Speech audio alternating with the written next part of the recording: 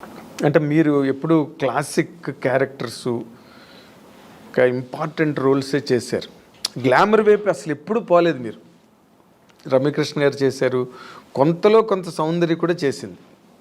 మీరు అసలు అటు పక్కకే పోలేదంటే నాకు స్టార్టింగ్ నుంచి ఇప్పుడు జంబలకడి పంలో మాస్ క్యారెక్టర్ అండి నేను చేశాను. తర్వాత ఏంటో ఆఫ్టర్ ఇమ్మీడియట్గా నాకు మిస్టర్ పెళ్ళాన్ దొరికింది. మిస్టర్ పెళ్ళాన్ తర్వాత చూసారంటే ఇంకా టోటల్గా హోమ్లీ క్యారెక్టర్స్ దొరికింది నాకు. ఒకవేళ నేను ఆ ఫేస్ నా బాడీ స్ట్రక్చర్ సెట్ అవుతుందేమో కానీ అందరూ ఆమెని అంటే ఇలా ఉంటేనే బాగుంటుంది, శారీ కట్టుకుంటేనే అందంగా ఉంటుందని. సో నాకు అలా బ్రాండ్ వేస్తారనమాట. అప్పట్లో జయసుధ్ గారికి ఉండేది అది. జయసుధ్ గారికి ఎలా ఉంటుంది, ఆవిడెప్పుడు మాస్ అంటే అడవిరాముడు అవన్నీ చేశారు కానీ చేశారు, సహజ నటి అని ఒక ముద్ర వేసి ఆవిడని అలా పక్కన పెట్టారు. ఎంత బిజీగా ఉన్నాడు అవే కైండ్ ఆఫ్ క్యారెక్టర్స్ చేసుకుంటూ వెళ్ళారు ఇప్పటి వరకును. బేసిక్గానండి ఈ మధ్య రోజుల్లో అంటే మీ టైంలో లేదు, ఏముందో బయటకు తెలియదు. బట్ ఈ రోజుల్లో ఈ కాస్టింగ్ కోచ్ అని మీరు ఒక సీనియర్ యాక్ట్రెస్గా, ఒక సక్సెస్ఫుల్ హీరోయిన్గా, ఒక డిగ్నిటీ అవన్నీ నిలబెట్టుకుని ఇన్నాళ్ళు ఇండస్ట్రీలో కంటిన్యూ అయిన ఒక స్టార్గా ఈ ఈ డెవలప్మెంట్స్ చూస్తున్నప్పుడు మీకు ఏమనిపిస్తుందండి? అంటే ఈ ప్రజెంట్ హీరోయిన్స్ ఫేస్ చేసే ఇష్యూస్ కానీ, లేకపోతే ఇండస్ట్రీలో వచ్చిన మార్పులు కానీ. అంటే హీరోయిన్ ఇప్పుడు ఫేస్ చేసిన ఇది సావిత్రి గారి టైంలో నుంచి ఉందండి. ఓకే, ఇప్పుడు మీరు చెప్పేది ఏంటంటే హీరోయిన్స్ డిఫరెంట్ ప్రాబ్లమ్స్ ఫేస్ చేయాల్సి వస్తుందని. ఆ ప్రాబ్లమ్స్ హీరోస్కి లేదు, హీరోయిన్స్ మాత్రమే ఉన్నాయి. అదే కదా చెప్తారు మీరు. అది ఇప్పుడు కాదండి, అప్పుడు ఉన్న హీరోయిన్స్ దగ్గర నుంచి ఉంది. కాకపోతే అప్పుడు సోషల్ మీడియా, ఈ పబ్లిసిటీ ఇవన్నీ లేదు కాబట్టి తెలీదు. ఇప్పుడు అన్ని చిన్న విషయం కూడా ఇప్పుడు ఎలకపోయిందంటే పూలే పోయిందని ఇప్పుడు అంత ఎక్స్ప్లోర్ చేస్తున్నారు. చిన్న విషయాన్ని ఏమీ లేకుండా దాన్ని ఒక పెద్ద ఇష్యూ లాగా చూపిస్తున్నారు. అంతే తప్ప ఎప్పుడు లేదండి ప్రాబ్లమ్స్ హీరోయిన్స్కి ఉంటూనే ఉంది. కానీ మనం చూస్ చేసుకోవాలి.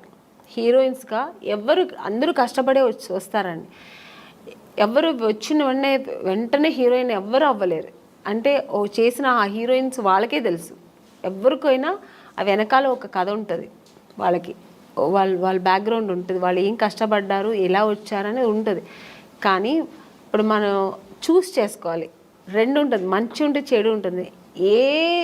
మీరు ఏ ప్రొఫెషనల్ తీసుకోండి, ఏ జాబ్లో తీసుకోండి, మీకు ఉంటుంది మంచి చెడు.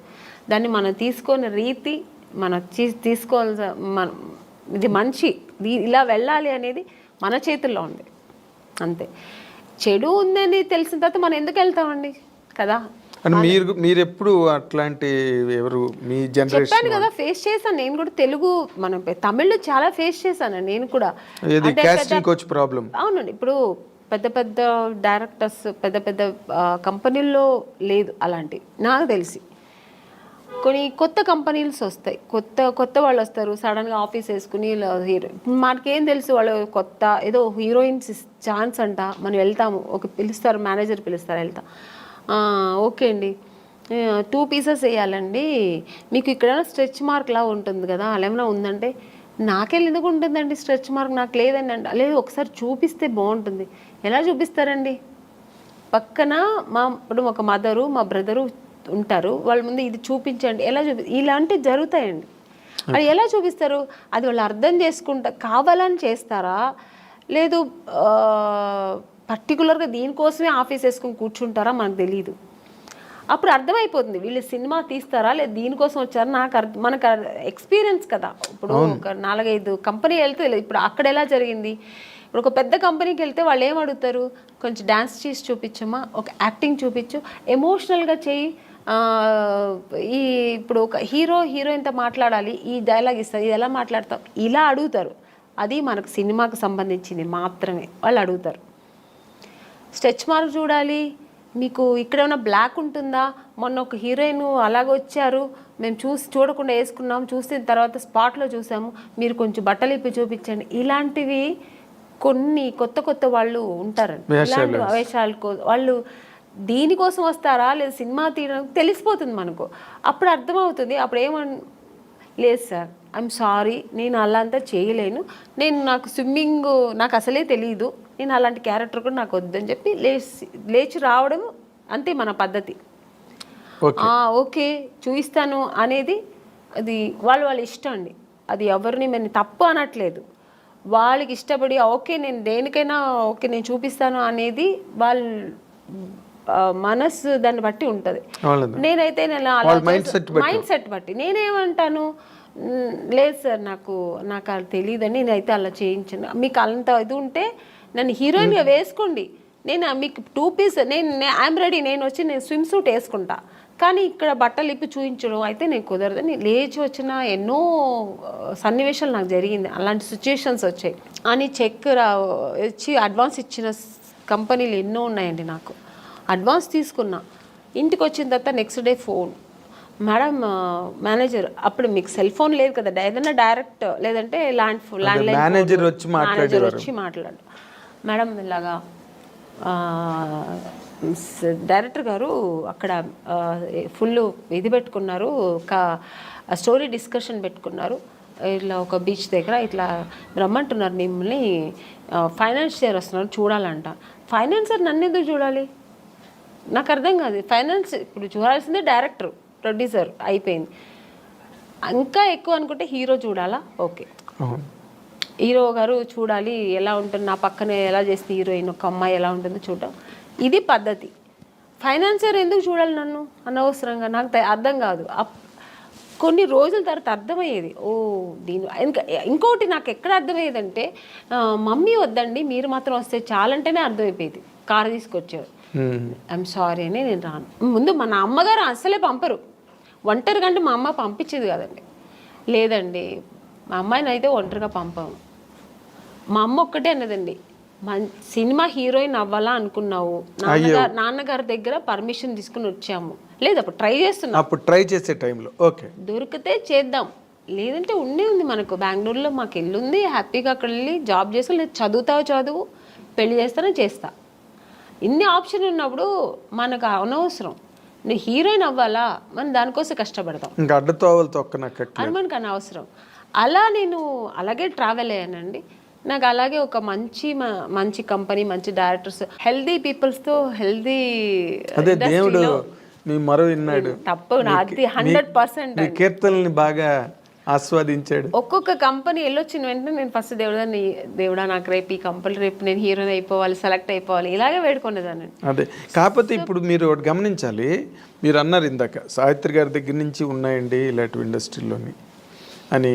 కాకపోతే ఇప్పుడు సోషల్ మీడియా రావడం వల్ల, కానీ హీరోయిన్లే పోలీస్ కంప్లైంట్లు ఇచ్చి కొంతమంది బాంబే నుంచి వచ్చిన వాళ్ళు, లేకపోతే ఏదో మొత్తానికి అలాంటివన్నీ జరగడం, అవన్నీ యూట్యూబ్లో వాళ్ళు వచ్చి వీడియోలు రిలీజ్ చేయడం, ఒక రకమైన డిస్టర్బెన్స్ అన్నది కొన్ని అన్ని చోట్ల అని కాదు, ఇన్ని సినిమాలు వస్తున్నాయి ఎక్కడ జరగవు కానీ, బట్ జరిగినవి మాత్రం చెప్తున్నాను కదండి, ఇండస్ట్రీ పరువు తీయడానికినే వచ్చిన వాళ్ళు అయితే ఇది జరగదండి. ఇంకా వేరే థాట్స్ మీద వస్తారండి కొంతమంది. ఇక్కడ హీరోయిన్లు ఉంటారు, ఇలా ఉంటారు, మనం ఇది సినిమా తీస్తూ ఇది కూడా చేయొచ్చు అనే వాళ్ళు కొంతమంది వస్తారు. అక్కడ ఇలాంటి తప్పులు జరుగుతాయి. ఓన్లీ సినిమాని నమ్ముకొని సినిమాని లవ్ చేసి ఒక సినిమా మనకు ఇండస్ట్రీలో ఈ ప్యాషన్తో వచ్చేవాళ్ళు, కళాకారులుగా వచ్చేవాళ్ళు ఎప్పుడు ఈ తప్పులు అక్కడ ఈ తప్పులు జరగదండి. వేరే థాట్స్ కూడా ఉంటాయి చూడండి దాంతోపాటు, లేదంటే ఆ థాట్స్ మాత్రమే అనుకొని వస్తారు కదా, అక్కడ ఈ తప్పులు జరుగుతాయి. సో అక్కడ కొంతమందికి ఇలా జరుగుతాయి. అవును. తర్వాత మీటూ అనేది కూడా అలాగే ఆడవాళ్ళు కూడా అండి, ఏ హీరోయిన్ కూడా మనం ఇలా అయిపోవాలి, చెడుగానే ఉండాలి, చెడు దారి తొక్కాలని ఎవ్వరు రారండి. అందరూ ఒక డ్రీమ్తో వస్తారు. ఏ అమ్మాయి అయినా సరే నేను ఒక హీరోయిన్ అవ్వాలి, ఎవరికి ఆశ అందరికీ సొంతం కదండి. నేను కూడా శ్రీదేవి గారి లాగా కావాలి, నేను కూడా ఒక నగ్మా గారి లాగా కావాలి, నేను కూడా ఒక విజయశాంతి గారు లాగా నేను కూడా ఈ సినిమా ఇండస్ట్రీలో అవ్వాలని అనుకోవడం తప్పలేదు. అందరూ ఆశతోనే వస్తారు కదా. సక్సెస్ అయ్యేది కొంతమంది, సక్సెస్ అవ్వకుండా వెనక్కి తిరిగిపోవడం కొంతమంది. ఆ టైంలో కొంతమంది ఇలా జరిగితే దానికి పాప వాళ్ళు ఏం చేస్తారండి, నమ్మకం, ఒకవేళ మనం హీరోయిన్ అయిపోతామేమో అని ఒక నమ్మకంతో కొన్ని తప్పులు జరిగిపోవచ్చేమో, నాకు తెలియదు మరి. అలాంటప్పుడు కొంచెం ఇలా వాళ్ళు లైఫ్లో ఇలా మిస్ అవుతుంటాయి కొన్ని. అవును, మీటూ అనేది కూడా చాలా పెద్ద మూమెంట్. తమిళ్లో రేవతి గారు వాళ్ళందరూ కూడా దాన్ని, జయసూద్ గారు ఇక్కడ, ఆ మీటూ అనేది కూడా చాలా పెద్ద రేంజ్లోనే జరిగింది. రేంజ్లో జరిగింది. దానిలో మీరు పార్టిసిపేట్ చేశారు? లేదండి, నేను చెప్పాను, నాకు మా ఇంట్లో నా సమస్యలు ఎక్కువ ఉంటాయి, ప్రాబ్లమ్స్. ఇప్పుడు చాలా అదే మీ ఇల్లే ఒక ఇండస్ట్రీ, నా ఇల్లే ఒక ఇండస్ట్రీ, అదొక మినీ ఇండస్ట్రీలా ఉంటుంది.